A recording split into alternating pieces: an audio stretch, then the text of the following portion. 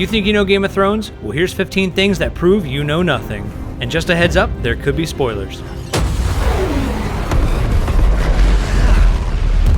Showrunners David Benioff and D.B. Weiss decided to adapt George R.R. Martin's Song of Fire and Ice series after Benioff read A Game of Thrones in 2006. Benioff urged his partner Weiss to give the book a shot, who reportedly finished the 1,000-page novel in, quote, maybe 36 hours. After successfully pitching the series to HBO, Benioff and Weiss were able to convince Martin because they were able to answer his test question, who is Jon Snow's mother, proving that they were true fans of the novel.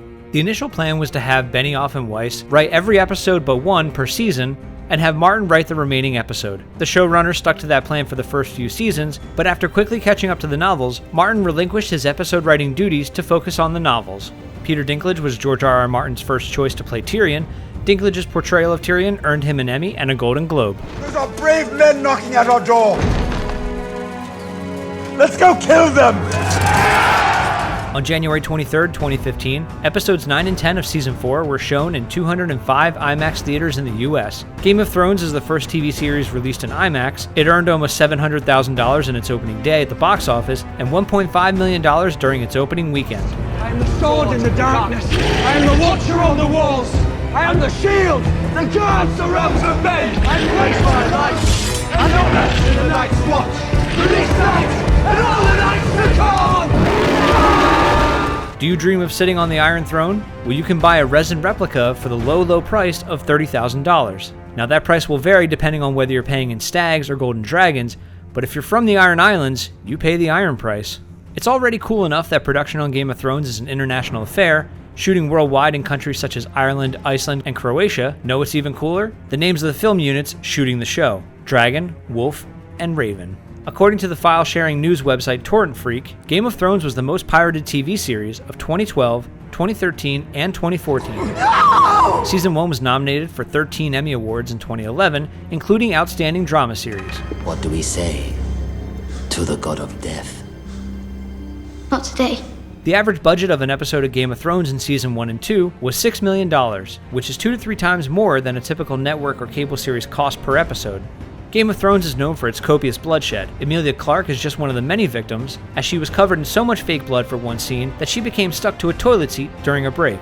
One of the heads in this scene was modeled after George W. Bush. Despite not only being historically inaccurate, some fans of the show found it offensive after it was revealed in the commentary track. The showrunner said, quote, "After the scene was already shot, someone pointed out that one of the heads looked like George W. Bush. We meant no disrespect to the former president and apologize if anything we said or did suggested otherwise. The scene was edited out of all rebroadcasts and digital copies, making DVD and Blu-ray box sets with that scene a collector's item. Jon Snow is everyone's favorite bastard. But how did he get the last name Snow? Well, each region of Westeros has a specific surname for bastards born there. If you're born in the north, your last name is Snow. Born in the Reach, you're Flowers. The Westerlands is Hill, Iron Islands is Pike, the Riverlands is Rivers, Dorne is Sand, the Vale is Stone, Stormlands is Storm, and the Crownlands is Waters. While the naming scheme is fun, we can't say that the people of Westeros are very creative." Let me give you some advice, bastard.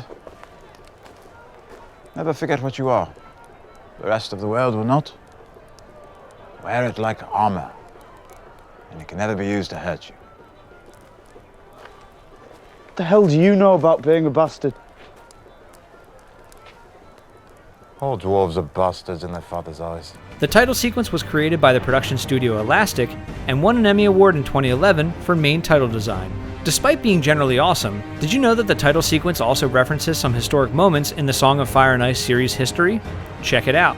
Here we see a dragon breathing fire onto a helpless city. This is a reference to the Targaryens' invasion of Westeros. This is a depiction of a wolf, stag, and lion assaulting a dragon, obviously the Starks, Baratheons, and Lannisters overthrowing the Targaryens during Robert's Rebellion. And finally, various animals such as a bear, lion, hawk, kraken, and other creatures representing various houses of Westeros bowing to a crowned stag, the crowning of Robert Baratheon as the King of Westeros, and our entry point into the story of Game of Thrones. And here's a bonus one. The title sequence changes depending on which locations are visited in the episode. Want to know which are the most visited locations? Well, that's actually a three-way tie between King's Landing, Winterfell, and the Wall. So unless the Wall falls apart, it looks like this tie is going to remain deadlocked, because there's no way the Wall ever falls apart, right?